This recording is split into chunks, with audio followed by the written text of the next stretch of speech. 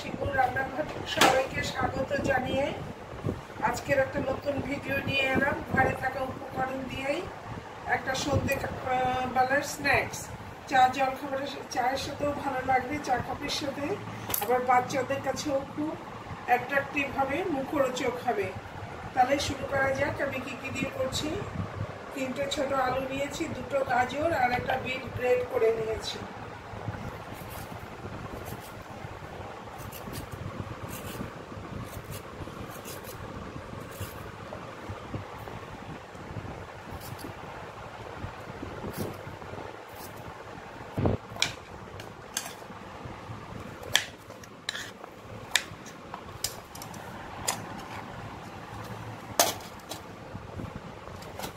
এবারে আলুটাকে এইভাবে গ্রেট করে নেব।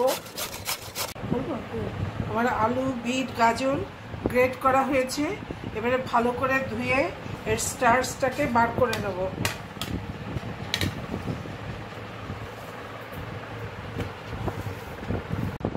এর মধ্যে স্বাদের জন্য 2টো লঙ্কা কুচি কুচি করে দিয়ে দিচ্ছি।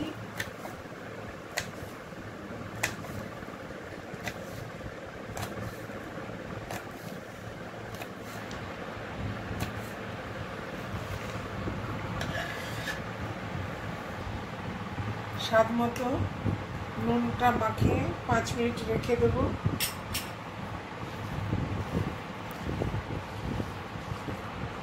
পরে ঘুরে এলাম, এই যে জলটা বেরিয়েছে সেটা নিংড়ে নিলাম। 1 চামচ কর্নফ্লাওয়ার দিয়ে দিলাম।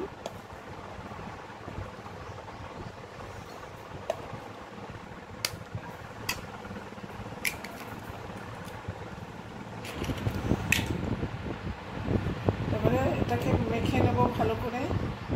হ্যাঁ, একটা ডিম ভেঙে দিলাম, দিয়ে এটাকে ডিমটা দিয়ে কর্নফ্লাওয়ার দিয়ে এটাকে ভালো করে মেখে নিচ্ছি। হ্যাঁ, গ্যাসটা জ্বালিয়ে একটা কড়াই বসিয়ে দিলাম, দিয়ে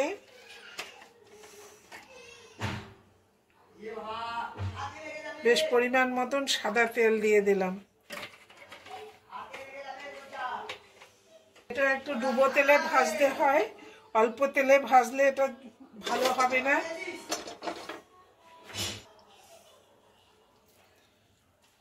তেলটা গরম হয়ে গেছে, এবারে এই পাকোড়াগুলো দিয়ে দিচ্ছি।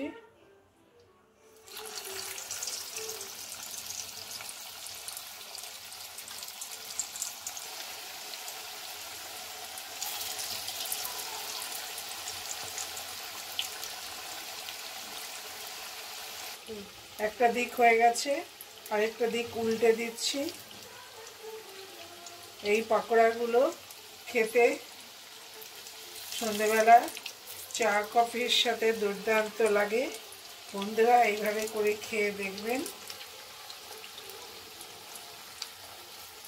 পাকোড়াগুলো ভাজা হয়ে গেছে, এবারে তুলে নিচ্ছি।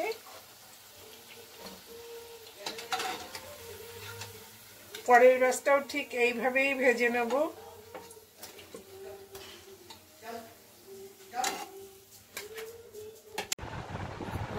হ্যাঁ, হয়ে গেল আমার মিল্কশেক পাকোড়া। আলু, বিট, গাজর মিশিয়ে ডিম দিয়ে খুব মুখরোচক পাকোড়া। গরম ডাল ভাতের সাথে যেমনি ভাল লাগে, তেমনি চা কফির সাথেও খুব উপাদেয়। বাচ্চাদের তো কোনো কথাই নেই। যদি আপনাদের বন্ধুরা ভালো লাগে তাহলে করে খেয়ে আমাকে কমেন্টে জানাবেন, খারাপ লাগলেও জানাবেন। আপনাদের কাছে বিশেষভাবে অনুরোধ, আশা করি বন্ধুদের খারাপ লাগবে না। নিজেরা একবার ঘরে করে খেয়ে দেখবেন, ভালো লাগলে প্রচুর প্রচুর শেয়ার করে, লাইক করে, কমেন্ট করে দেওয়ার জন্য বন্ধুদের কাছে অনুরোধ করছি। নতুন নতুন যদি ভিডিও দেখতে হয়, ভালো আরও নতুন নতুন রেসিপি দেখার জন্য আমার চ্যানেলটা দেখে সাবস্ক্রাইব করে দেবেন এবং বন্ধু বান্ধব আত্মীয় পরিজনের মধ্যে শেয়ার করে দেবেন, যাতে আমার পরিবারটা একটু বড় হতে পারে।